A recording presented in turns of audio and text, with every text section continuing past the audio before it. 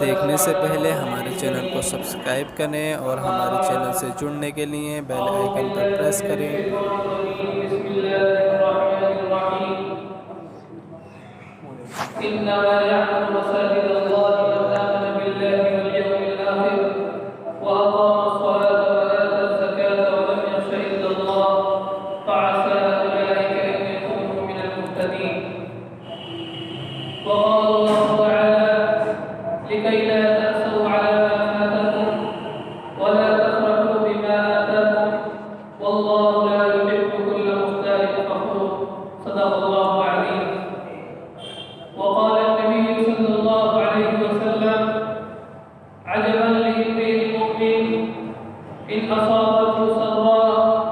شكر فهو خير له وإن أصابته ضراء صبر فهو خير له أو كما قال عليه الصلاة والسلام. قابل احترام بزرگوں اور عزیزوں، یہ جو مہینہ چل رہا ہے ربیع الاول کا مہینہ ہے، اس مہینے کے تعلق سے گزشتہ ہفتے بھی کچھ باتیں آئی تھیں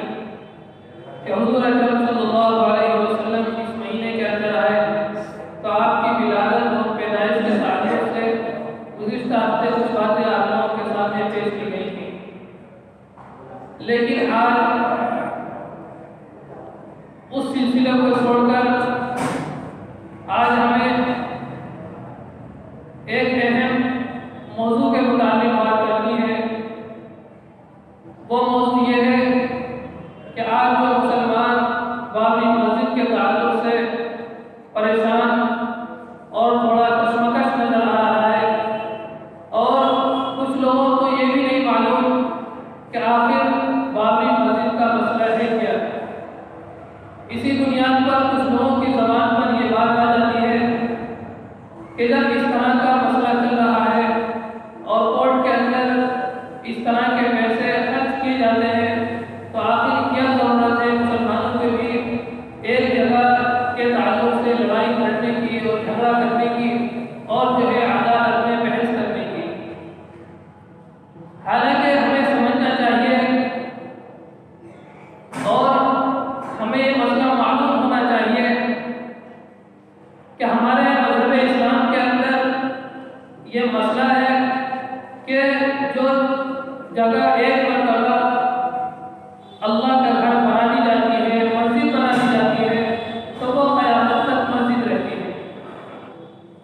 یہ حقیقی مسئلہ ہے۔ مثلا یہ مسجد ہے، چار دیواری ہے، یہ مسجد، اس مسجد کے اندر سے اگر کوئی اللہ کا بندہ مثلا یہ مسجد تعمیر ہو اور تعمیر کے موقع پر دوبارہ تعمیر ہونے لگے اور تعمیر کے موقع پر کچھ لوگ یہ کہنے لگے کہ جو پہلے مسجد تھی اس مسجد میں سے 2 گز زمین ہٹا دی جائے اور وہاں دیوار بنا دی جائے، تو اس طرح کا مسجد کے اندر سے اور مسجد کے حصے میں سے اس جگہ دیوار بنانا یا اس جگہ کوئی اور چیز بنانا جائز نہیں ہے، کیونکہ جو چیز مسجد بنا دی گئی اور جو ایک مرتبہ اللہ کا گھر بنا دیا گیا تو وہ قیامت تک اللہ کا گھر رہے گا اور وہ جگہ جو ہے مسجد بن رہے گی۔ اب اس جگہ کوئی اور چیز بنانا یا اس جگہ کو چھوڑنا یہ ناجائز ہے۔ مثلا ایک مسجد بنی ہوئی ہے، اب اس مسجد کی چھت کے اوپر کوئی اللہ کا بندہ یہ کہنے لگے کہ اس مسجد کے اوپر مارکیٹ بنا دی جائے یا اس مسجد کے اوپر گھر بنا دیا جائے تاکہ کوئی رہنے لگے، تو اس طرح بھی مسجد کے اوپر کسی چیز کا بنانا جائز نہیں۔ جو جگہ ایک مرتبہ اللہ کا گھر بنا دیا گیا، مسجد بنا دیا گیا، وہ نیچے سے لے کے آسمان تک وہ اللہ کا گھر شمار ہوتا ہے، وہ مسجد مانی جاتی ہے۔ اسی بنیاد پر جو بابری مسجد کے تعلق سے بات چل رہی ہے، ہمارے علماء کوشش کر رہے ہیں اور بحث کے اندر لگے ہوئے ہیں، اس کی وجہ یہی ہے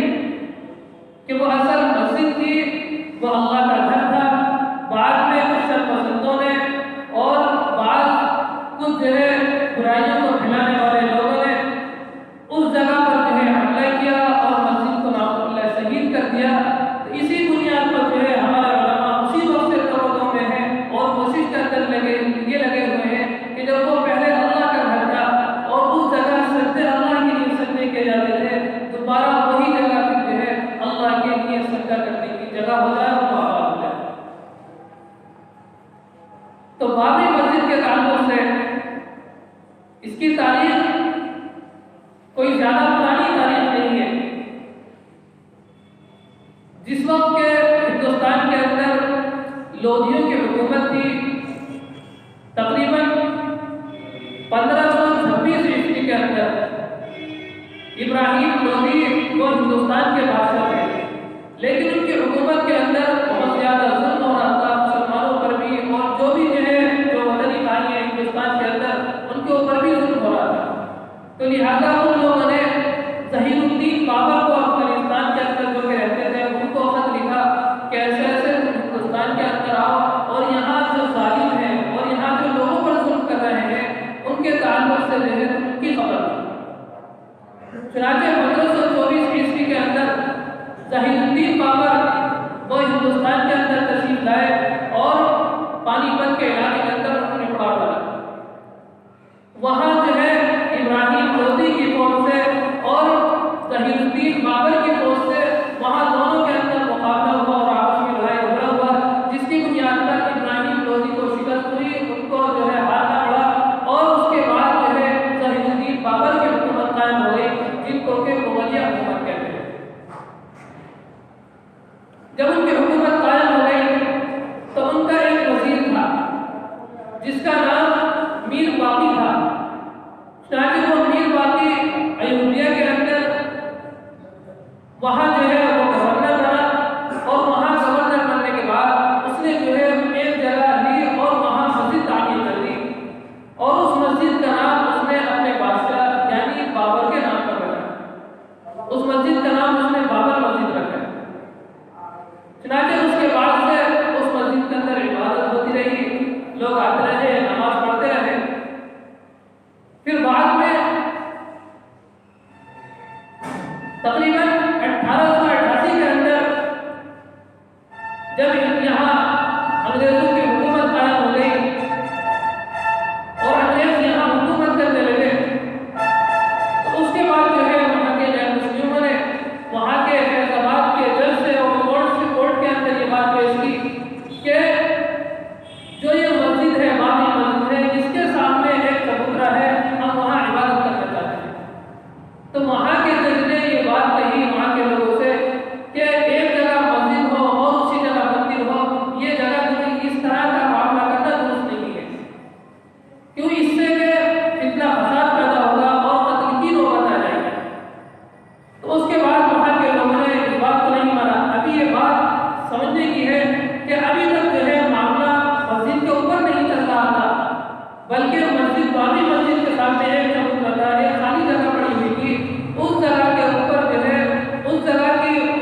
کو وہ غیر مسلم وہاں کے سب پسند لوگ یہ چاہ رہے تھے کہ اس جگہ ہم جو ہے مندر بنائیں گے اور وہاں بت رکھیں گے اور ان کی پوجا کریں گے۔ وہاں کے غیر مسلم بھی اس بات کو تسلیم کرتے تھے اور یہ بات مانتے تھے کہ ہاں یہ مسجد ہے، یہ اللہ کا گھر ہے، مسلمانوں نے تعمیر کیا ہے، لیکن ان کی جو اصل وہ اجازت لینا چاہتے تھے کورٹ سے اور عدالت سے، وہ یہ کہ ہمیں مسجد کے سامنے ایک جگہ مل جائے جو چبوترا خالی پڑا ہوا ہے، ہمیں وہ مل جائے، اور وہ ملنے کے بعد جو ہے ہم وہاں بت رکھیں گے اور وہاں پوجا کریں گے۔ لیکن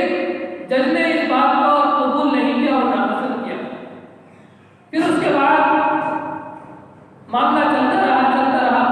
یہاں تک کہ 1947 کے اندر جب ہمارا ملک ہندوستان آزاد ہوا اور ہمارا پڑوس ملک پاکستان دوسرا ملک بن گیا، تو ایودھیا کے اندر جو مسلمان تھے، وہاں کے جو مسلمان اکثریت تھے، وہ لوگ وہاں سے چلے گئے۔ بہت سارے مسلمان یہاں پورے ملک ہندوستان کے اندر بھی،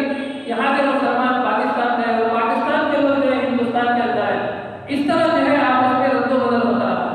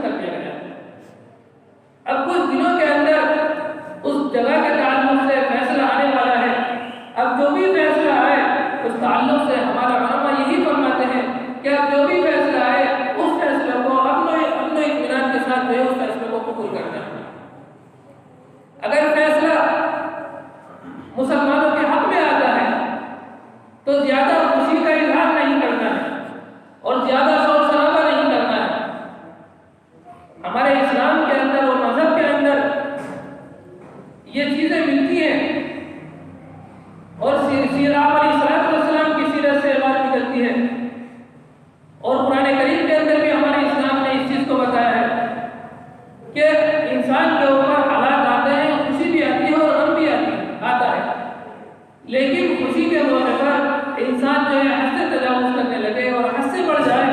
یہ اسلام تعلیم نہیں دیتا ہے۔ آپ ذرا سوچیں، سن 8 ہجری کے اندر حضور اکرم صلی اللہ علیہ وسلم نے مکہ مکرمہ کا سفر کیا۔ وہ مکہ مکرمہ جو کہ حضور اکرم صلی اللہ علیہ وسلم کا آبائی وطن تھا، اور جس جگہ سے صحابہ اکرام کو نکالا گیا تھا، اور آپ علیہ الصلوۃ والسلام جب بھی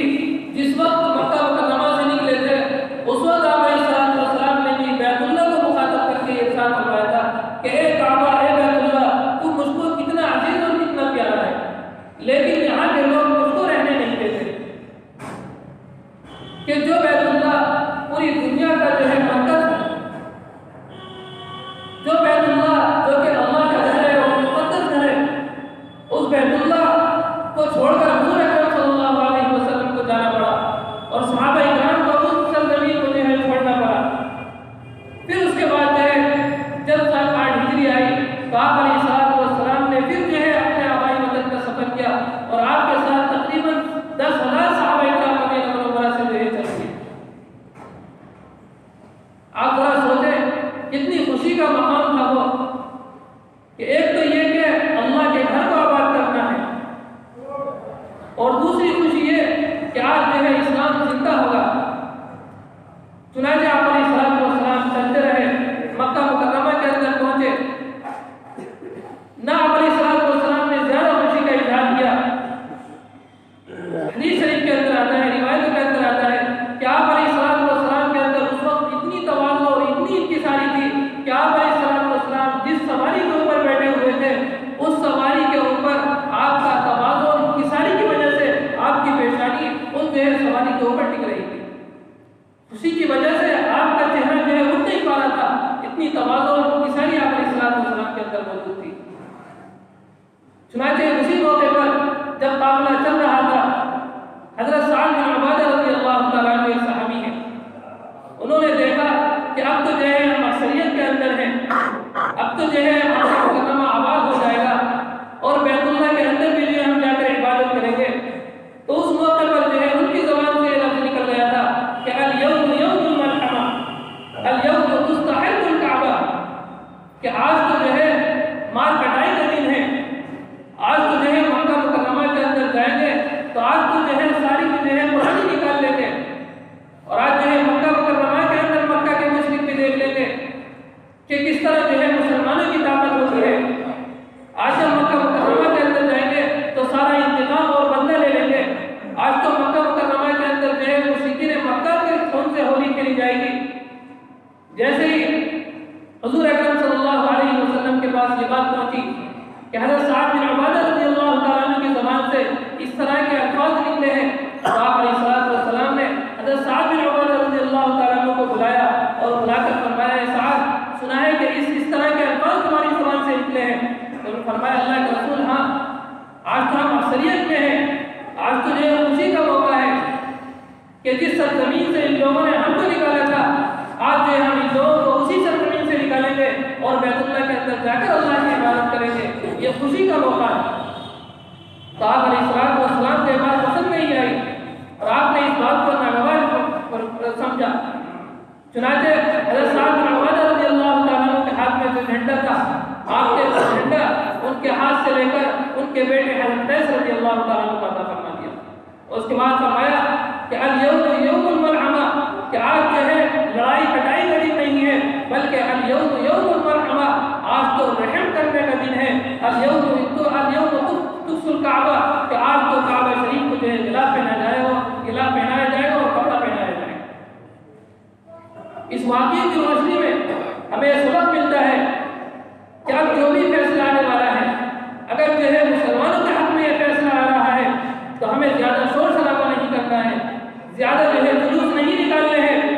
اور ہمیں جو ہے زیادہ خوشی کا مظاہرہ نہیں کرنا ہے، بلکہ اس کے اوپر جو ہے اللہ کا شکر ادا کرنا ہے اور اللہ کی تکبیر کرنی ہے۔ کیونکہ اسلام کے اندر خوشی کے دن صرف 2 ہیں۔ اسلام نے خوشی کے دن 2 عطا فرمائے ہیں، ایک تو عید الفطر کا موقع ہے اور ایک عید الاضحیٰ کا موقع ہے۔ اور اس موقع پر ہماری شریعت ہم کو کیا سبق دیتی ہے اور کیا فرماتی ہے؟ قرآن کریم میں اللہ نے ارشاد فرمایا، جہاں اللہ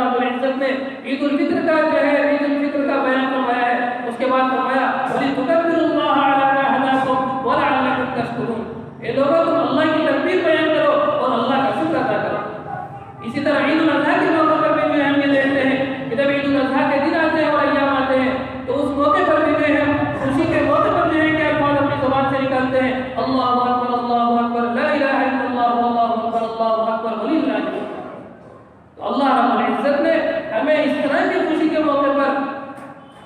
اور اسلام ہمیں جو سبق دیتا ہے وہ یہی ہے کہ اگر جو ہے اس طرح کا موقع آئے تو خوشی یہ ہے کہ تم اللہ کی تکبیر بیان کرو اور اللہ رب العزت کا شکر ادا کرو۔ اور اگر دوسری طرف مسلمانوں کے خلاف فیصلہ آتا ہے تو اس کے اوپر بھی جو ہے ہمارے علماء نے یہ بات ارشاد فرمائی ہے کہ ہمیں جو ہے زیادہ شور نہیں مچانا ہے بلکہ صبر و تحمل کے ساتھ رہنا ہے، کیونکہ یہ ملک جمہوری ملک ہے۔ اس ملک کے اندر جو ہے مسلمانوں کے علاوہ دوسرے مذہب کے لوگ بھی رہتے ہیں۔ اگر فیصلہ مسلمانوں کے خلاف آتا ہے تو اس موقع پر جو ہے ہم کو پھر اس کے بعد جو ہے اللہ کے سپرد کر دینا ہے کہ اللہ جو ہماری کوشش تھی وہ کوشش ہو گئی، اب جو ہے تیرا گھر کا مسئلہ ہے اور تیرے بیت اللہ کا مسئلہ ہے، اب جو ہے اس کے بعد جو ہے تیرے اوپر ہے کہ اللہ جو ہے تو ان سے خود انتقام لے۔